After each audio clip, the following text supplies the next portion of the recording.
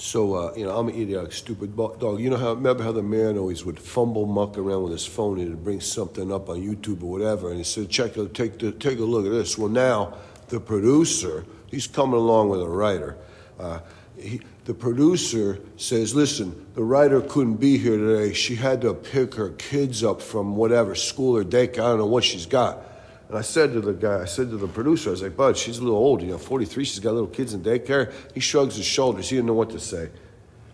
So the producer said, but she's got this take, and I'm going to add my own personal twist to it. She did this take. She had a take about some kind of a hero, a patriot.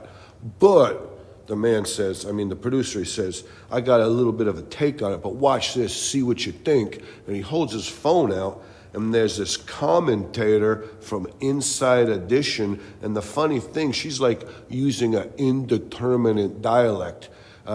Or Inside Edition is like a national thing, so they want their people to have a sounding of like a accent from any particular place. That way they don't lose any viewers. Nobody from Alabama is going to say, I don't want to listen to that Yankee bullshit, or vice versa.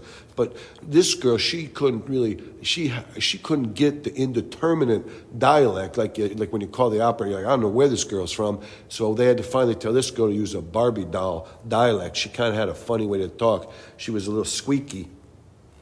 But just when it gets towards into the news broadcast clip of this guy who had a shootout with these robbers, the producer says, well, see right here, I want you to make a black joke. And I looked at him, I said, what do you mean? He said, see, the hero, the patriot, he's a black dude who served in Afghanistan. He comes out with a little machine gun to confront these two other robbers. They're a couple of black dudes. And, the joke is going to be, you don't know who the bad guy is. You can't tell from the clip who the bad guy is.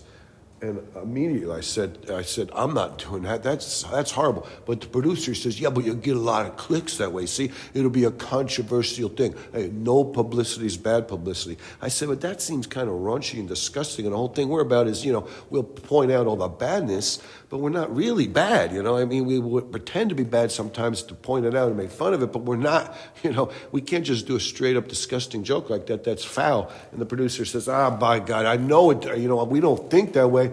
But what it is you're trying to create a controversy to get a lot of publicity that way. So we continue watching the clip, and it turns out this Afghanistan, whatever you call it, veteran, patriot of America named Whitfield Smith. Whitfield, he had two last names, Whitfield Smith. He had confronted these two robbers, and they asked him what it was like. And he says, all hell broke loose. I took fire. They opened up. It was a pitched gun, what do you say? Like at the OK Corral. Machine guns blasting back and forth. And you can see him in the clip. He's stumbling back and he kicks off his flip-flops. He's like, God bless. I know I may be able to fight decent in my flip-flops, but I sure as hell don't want to die in my flip-flops. He said, I didn't, in the old days, the Ho Chi Minh Trail, they were wearing sneakers or flip-flops so you could sneak around. You can fight in flip-flops, but I don't want to die in flip-flops, he says. It was really crazy. He fires off a warning shot, and then them crooks, they open up blasts, and you can see glass flying off his car. And the funny thing, all the bugs flew away. The bugs are like, I'm getting the hell out of here. If I was going to do a black joke, I would have said right here, all the bugs are like, oh, God, the black people are at it again. Let's get out of here. We're going to get killed. The black people are shooting it out again. But I wouldn't do that.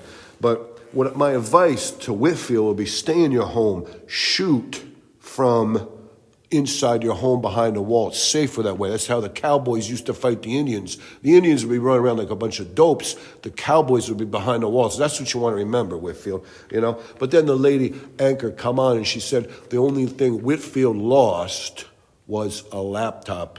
The crooks got away with a laptop. It's a little scary that you got any kind of colored dudes running around with drawn guns, thieving, Thank good for this guy. Me and the man, we've got bazillions of guns, but we don't walk around thinking we're going to have to shoot the guns. Come on, it's brutal. What a thing. It doesn't matter. But this is going to be, the third take in the continuing series the producer hires a writer. This was all, this is the kind of new thing. It seems like the old thing to me, but this is one of the contributions the new writer was wanting to make, although she didn't really write nothing down. She came up with an idea, and then she told the producer, and when she went to pick up her kids at daycare, and that producer came in, and because he's kind of youngish, the producer's young, he has a lot of latent racism or something. He was going to try to turn on a nasty thing, but, it is what it is, I guess. That's the thing. It is what it is.